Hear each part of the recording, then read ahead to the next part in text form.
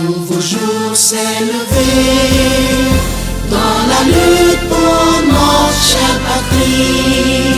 Du nord, sud, est, ouest, militons debout. Pour le Togo, mouillons le maillot.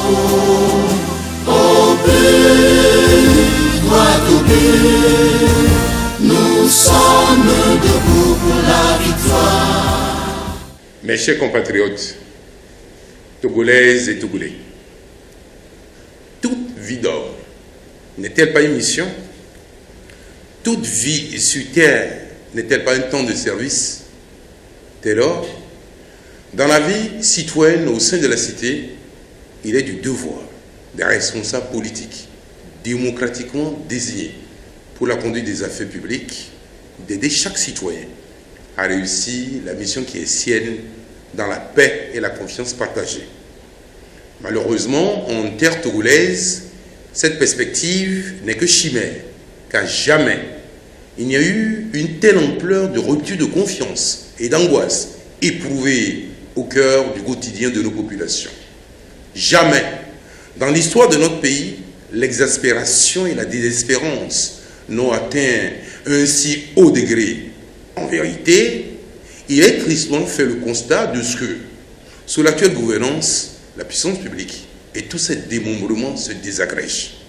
Le Togo, notre mère patrie, connaît la plus forte convulsion de son histoire, de laquelle il pourrait résulter une explosion sociale sans égale si l'outrance, l'inanité, la duplicité de nos gouvernants ne font rapidement place à la mesure, au discernement et à la sagesse.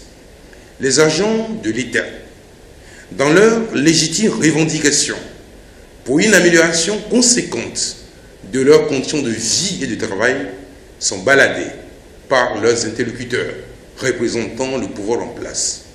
S'agissant des étudiants de nos universités, ils sont désorientés par la nouvelle organisation de délivrance des diplômes universitaires dite LMD, licence, master, doctorat, modifiant ainsi le système d'enseignement supérieur togolais. Le comble du désespoir de la jeunesse togolaise tient au fait que globalement, les jeunes et les diplômés sont sans emploi et ils sont confrontés à la précarité et sans perspective d'avenir.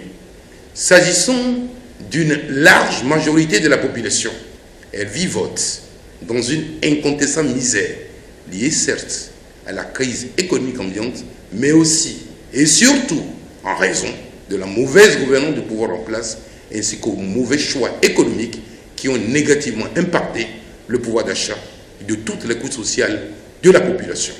Circonstances aggravantes, les incendies criminels des marchés de Kara et de Lomé ont conduit à un renchérissement des prix des denrées de première nécessité, alors que le pouvoir d'achat du consommateur togolais était depuis fort longtemps déjà réduit à portions congrues. S'agissant du Fonds social, il est en constante ébullition et ne recueille pour réponse du pouvoir en place que la violence policière. Pour ce qui est du droit de manifester pacifiquement sur la voie publique, droit constitutionnel, seulement soumis à une obligation de déclaration préalable, indiquant le but de la manifestation, le lieu, la date, l'heure du rassemblement et l'itinéraire projeté, il connaît de sérieuses violations et régressions. L'indicible détresse de toutes les composantes de la société togolaise, dont les cris semblent inaudibles aux oreilles du pouvoir en place, laisse apparaître que la vie et la dignité humaine ne sont plus sacrées sous nos cieux où prospère le sacrilège. Depuis quelques années, on assiste à une criminalisation inquiétante des journalistes indépendants, ceux qui refusent de faire des louanges du pouvoir pour des articles de presse. Les journalistes sont convoqués par des services de renseignement, inculpés sur la base du code pénal, en violation du code de la presse. La HAC, une institution qui veille au libre accès des médias par les partis politiques, est devenue un instrument au service exclusif du pouvoir et vient de voir ses prérogatives renforcées par l'Assemblée nationale suite au vote d'une loi liberticide dénoncés par les organisations de presse. Au Togo, l'horizon s'est ainsi tristement assombri et ne présente rien de bon pour les générations présentes et celles à venir. Quid des opposants politiques soumis à des attaques ad hominem infamantes, traités comme des ennemis, dont le quotidien est fait de brutalité policière et d'iniquité, frappés d'un sceau prétendument judiciaire, traqués comme des fauves, auxquels le prix de la paix semble se circonscrire au silence et à la résignation. L'objectif recherché étant manifestement soit la mise à mort politique, soit, en tant que de besoin, un anéantissement physique de tous les adversaires politiques fortement gênants. Le débat contradictoire et les contributions portées par les leaders de l'opposition politique est censé éveiller les citoyens à la chose publique agacent et donnent à penser que l'intérêt général constitue au Togo une variable d'ajustement soigneusement remisée en utiliser qu'à des fins d'instrumentalisation politique. L'autorité judiciaire est mise au service de l'arbitraire. En témoignent les pires avanies que subissent les militants et les leaders de l'opposition, comme ce fut le cas encore récemment, s'agissant du fâcheux sort qui fut fait à M. Abbas Frédéric Kabwa, président du MRC, ainsi qu'au commandant de gendarmerie Olivier Poko Ama, tous deux membres du collectif Sauvons le Togo, enlevés et déportés dans des conditions détestables, l'un à la prison civile de Noche et l'autre à la prison civile de Mango, de triste réputation. Mes chers compatriotes, Togolaises et Togolais, depuis plus de 5 mois que les incendies criminels de Kara et de Lomé ont ruiné une vie de rude labeur de nos commerçantes et de nos commerçants, le pouvoir en place n'a à ce jour ni conçu, ni élaboré aucune stratégie de relance des activités des victimes de ces incendies criminels. Pire, les coupables sont en liberté et ne paraissent nullement inquiétés. Or, dans le même temps, des victimes innocentes subissent des humiliations dans des conditions inhumaines et dégradantes dans les prisons du Togo. La machine à fraude électorale, d'ores et déjà mise en place par le pouvoir, s'étant en toute vraisemblance révélée insuffisante pour qu'il s'adjuge la victoire, quoi qu'il advienne. Il est permis de penser que l'infernale orchestration des incendies de Kara et de Lomé ne visait en réalité qu'un seul objectif: faire des leaders du collectif Sauvons le Togo de monstrueux coupables, mis à l'index en vue de les empêcher de prendre part au prochain scrutin législatif.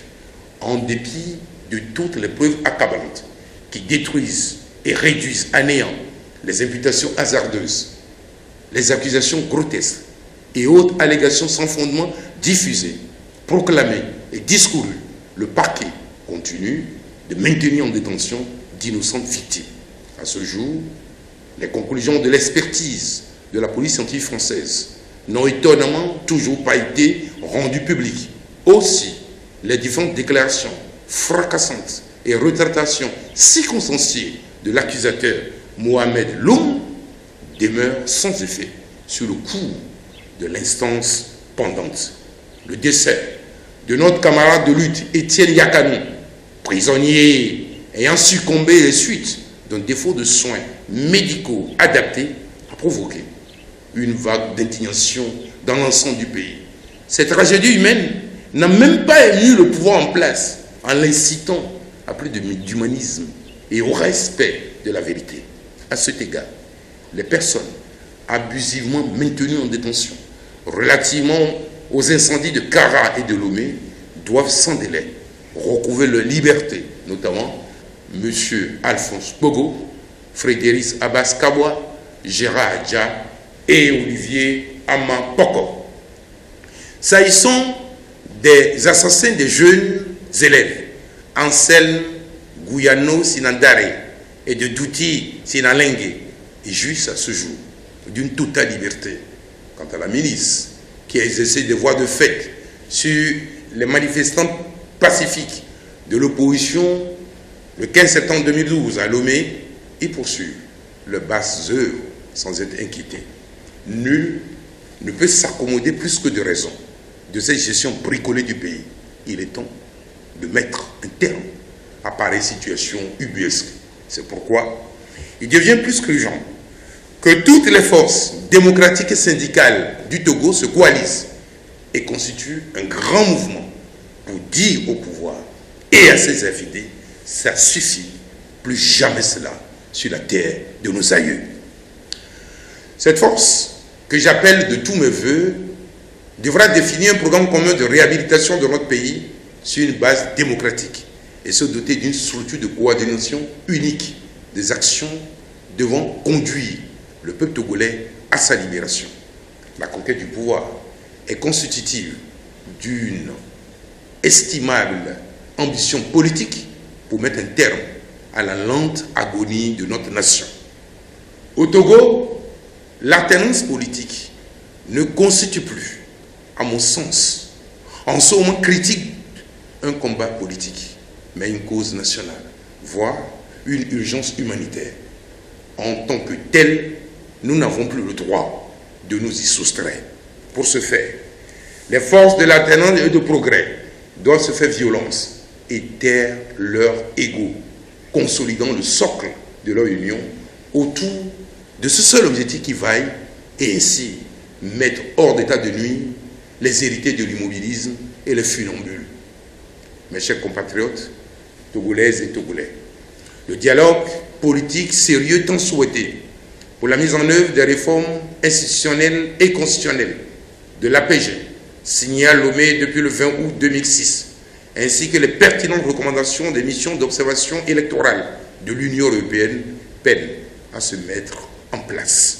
Nous saluons le courage et la lucidité de Monseigneur Bariga, qui au cours d'un entretien accordé le 10 juin 2013 au quotidien français La Croix, exhorta le gouvernement togolais à prendre le chemin du dialogue avant tout processus électoral.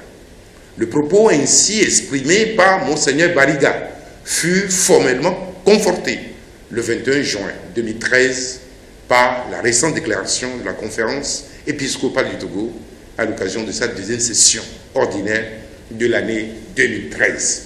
La conférence épiscopale du Togo releva factuellement le triste constat du délitement du climat sociopolitique, la montée de la tension et l'observance d'un profond mécontentement dans notre pays, encourageant par conséquent la tenue d'un dialogue avant le chemin des urnes afin d'éviter l'engrenage de la violence au Togo.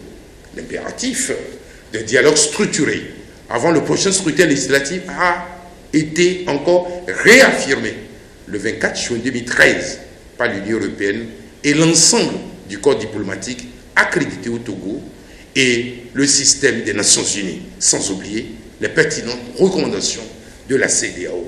Dans ce sens, la réforme cosmétique du cadre électoral opéré unilatéralement, en violation du protocole de la CEDEAO sur la démocratie et la bonne gouvernance, n'ont pas incorporé des mesures susceptibles de mettre fin au récurrent dysfonctionnement de tous les processus électoraux au Togo, notamment pour ce qui concerne les écueils suivants. 1. La juste, équilibrée composition des membres de la CENI, des CELI et des bureaux de vote. 2. L'unique disparité dans la répartition des sièges à l'Assemblée nationale. 3. L'opacité qui entoure le vote par anticipation des corps habillés. 4. La traçabilité des votes par procuration. 5. La fraude consistant au rachat des cartes d'électeurs et des consciences. 6. La composition des bureaux de vote prenant en compte des représentants de toutes les formations politiques en compétition. Et 7. La sécurisation des résultats issus de chaque bureau de vote. Comment comprendre que dans un tel contexte de confusion politique, d'exaspération sociale et de fortes tensions, que le pouvoir croit devoir convoquer de façon combinatoire le corps électoral pour un scrutin législatif prévu pour soutenir le 21 juillet 2013. Subséquemment, tout laisse augurer de ce que nous nous acheminons inéluctablement vers un nouveau hold-up électoral duquel pourraient découler des conséquences imprévisibles dans le cas de figure où rien ne serait utilement entrepris pendant qu'il est encore temps. Notre pays, le Togo, étant déjà dans une situation quasi-insurrectionnelle, il ne peut de surcroît se payer le luxe d'un nouveau et énième processus électoral bricolé. Tout esprit raisonnable ne peut que s'étonner de la décision du pouvoir d'organiser un scrutin législatif actif dans un environnement marqué par une crise de confiance élevée et dans l'évidente impréparation d'un sincère scrutin électoral libre, transparent et démocratique. Mes chers compatriotes, les formations politiques de l'opposition démocratique, après y avoir longuement réfléchi, ont estimé par adaptation politique, par réajustement politique et en opportunité politique de procéder dans le délai fixé par la CENI au dépôt des candidatures de celles et de ceux qui ont reçu l'investiture de leurs familles politiques respectives. Les deux principaux regroupements de formation politique de l'opposition, le collectif Sauvons le Togo et la coalition Arc-en-Ciel, auraient été mieux inspirés en constituant une liste commune si le temps et le courage politique ne nous avaient pas fait défaut. Cependant, je ne désespère pas de ce que cette option commune et unitaire puisse se réaliser prochainement dans l'intérêt supérieur de tous et pour la satisfaction de cette exigence largement exprimée par l'opinion publique nationale. Aussi, soyez assurés, mes chers compatriotes, Togolaises et Togolais, de ce que le dépôt de candidature ne constitue pas un acte d'adhésion au processus électoral querellé et dont nous exigeons la refonte pour en assurer la transparence et l'équité. Notre choix d'adaptation politique procède d'une réponse politique au régime en place qui se trouve ainsi désormais dépourvu d'arguments tendant à soutenir auprès de la communauté internationale que l'opposition se complaît dans une posture de gesticulation et n'est pas disposée à prendre part au prochain scrutin électoral. En tout état de cause, un dialogue politique s'impose le plus rapidement possible au Togo et il devra nécessairement déboucher sur la mise en place consensuelle d'un gouvernement de mission composé de toutes les forces politiques républicaines avec pour feuille de route la mise en œuvre de l'ensemble des réformes qui seront actées et conduire les prochains scrutins électoraux. Je voudrais lancer un appel pressant à l'ONU, à l'Union européenne, à la CEDEAO, à l'Organisation de la francophonie, ainsi qu'à la France, à l'Allemagne et aux États-Unis d'Amérique, afin que tous continuent d'exercer les pressions appropriées sur le pouvoir en place au Togo, en activant les leviers diplomatiques adéquats pour la préservation de l'unité et de la nation et la non-addition du Togo à la carte de conflit en Afrique de l'Ouest. Mes chers compatriotes, Togolaises et Togolais, c'est le lieu de présenter mes hommages au peuple togolais et plus spécialement mes républicaines pensées aux femmes togolaises ainsi qu'à la jeunesse togolaise pour leur audace, leur courage à porter la résistance citoyenne depuis de si longs mois. J'ai également une pensée particulière pour les journalistes qui, dans des conditions souvent difficiles, exercent avec foi et conviction leur métier en dépit des intimidations, des brutalités administratives et policières ainsi que judiciaires dont ils sont constamment l'objet. Ma sincère gratitude s'adresse également à la diaspora togolaise dans son ensemble pour son combat aux côtés du peuple togolais. La mise en place du collectif de résistance de la diaspora, CRD Togo, est un puissant levier de sensibilisation de l'opinion internationale sur le désastre humanitaire qu'est aujourd'hui notre pays. Qu'elle en soit ici remerciée et félicitée. Le peuple togolais ne souhaite que le respect et la prise en compte de ses légitimes aspirations démocratiques, comme il est de bonnes pratiques dans tous les pays démocratiques de par le monde. Le peuple togolais n'attend rien d'autre de la communauté internationale que la demande qui lui est faite devrait encore qu'il est temps pour le respect de la vie et pour la considération due au choix exprimé dans les urnes par les électeurs togolais.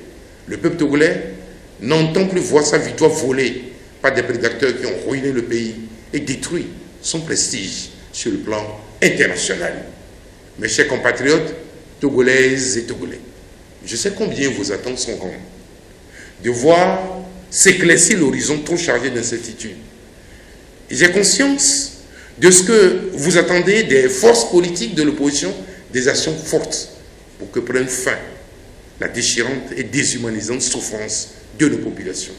Je sais combien vous vous interrogez avec angoisse sur ce que nous réserve les prochaines semaines au Togo, à voir l'obstination du pouvoir à nous imposer, vaille que vaille, cette désirade. Je n'ai à vous offrir pour toute réponse que la solidité de mes convictions démocratiques. Vous devez résister sans relâche aux côtés des forces de l'alternance et de progrès et voter massivement le moment venu pour le candidat en vue de l'émergence d'une véritable législature au service de toutes les filles et de tous les fils du Togo tout entier. Ce n'est que dans l'union que nous triompherons de l'immobilisme, de la violence, de l'injustice et de la politique de division qu'incarne le régime en place. Notre sens dans cette dynamique est l'âme par excellence de notre salut. Et l'adhésion de nos populations, le ferment de notre engagement résolu pour l'alternance en cette année 2013. Il est encore temps pour Fogna Singbe d'éviter l'irréparable en ouvrant courageusement un dialogue politique. Je reste persuadé que vos souffrances et les larmes de sang que vous avez versées rendront féconde notre lutte dont l'aboutissement est proche pour un Togo uni, réconcilié et prospère. Dieu bénisse le Togo et chacun de ses enfants. Vive la République. Un nouveau jour s'est levé dans la lutte pour notre chère patrie. Du nord, sud-est-ouest, militons debout. Pour le Togo, mouillons le maillot. Au but, droit au but, nous sommes debout pour la victoire. Au but, droit au but, marquons le but de la délivrance. Togolais, quel que soit ton âge, la patrie t'appelle aujourd'hui. Soldats, ouvriers, chômeurs, étudiants, bats-toi sans fin pour ta liberté. Au but, droit au but, nous sommes debout pour la victoire.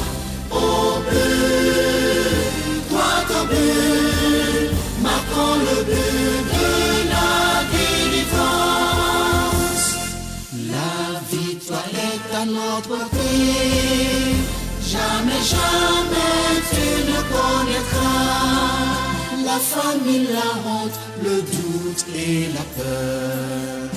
Ta libération est enfin proche.